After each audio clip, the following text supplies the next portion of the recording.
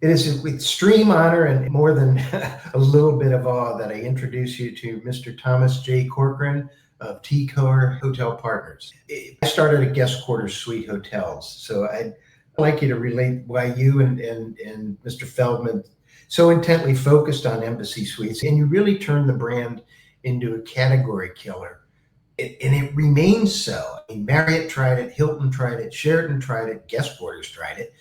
And to this day, there's really not a full service, all suite collection of properties in the United States that competes with it. Well, let me compare Bernie to where we're at today. Okay. The mindset today is people want an experience. They want a hotel that's just more than the common hotel. So they know that they're going to get a unique experience. So everybody's talking about that. So I think you're seeing a lot of soft branding going on. You're seeing a lot of people trying to come up with giving people a unique experience. Embassy Suites was the very first brand that told you what your experience was going to be. You were going to get a 2-room suite. You're going to get a parlor, bedroom, and a separate bathroom. Right. You were going to get free breakfast and free cocktails. And that experience is what they were buying, not a hotel room. Everybody else was just a hotel room. Right. And they didn't know if it was a Hilton, a Marriott, or a Hyatt, and they just knew it would be a hotel room, which is different from knowing I'm going to go into a suite.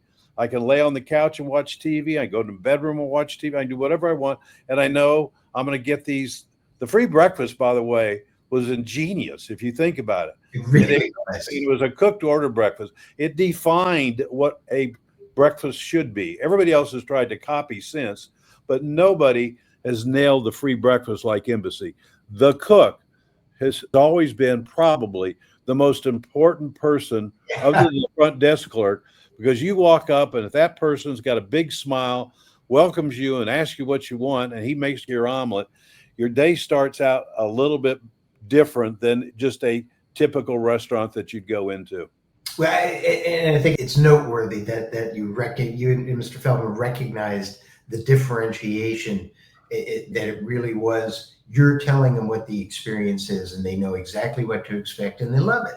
Yeah, and as you point out, today it generally remains pretty much the same. They've done some fine tuning here and there, but essentially, if you say I'm going to stay at an Embassy Suite, people who have stayed at them, and most people say my family loves it. I mean, it was funny.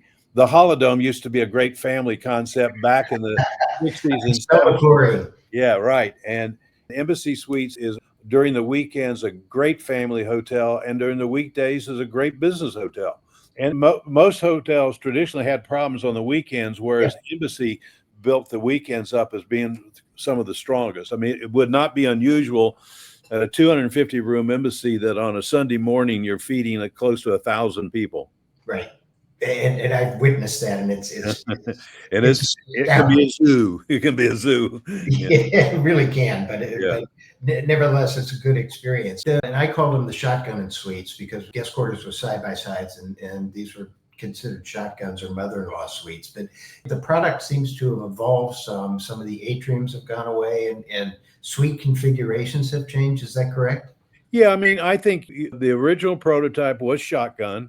We started doing a bunch of side-by-sides in the 90s. Obviously, we ended up acquiring most of the guest quarters and converting them to Embassy Suites. Right. We found the side-by-side to be just as good.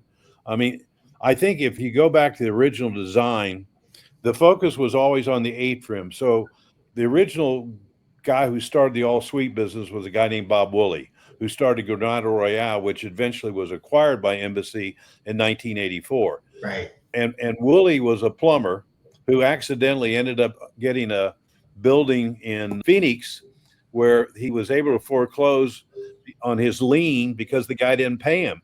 Then he had this apartment building he didn't know what to do with, and he came up with the idea, I'm just going to turn it into a hotel.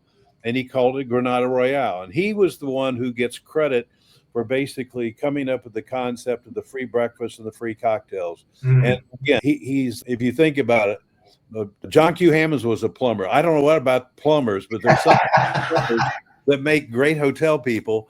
But those are two great hoteliers who changed the industry, in my opinion.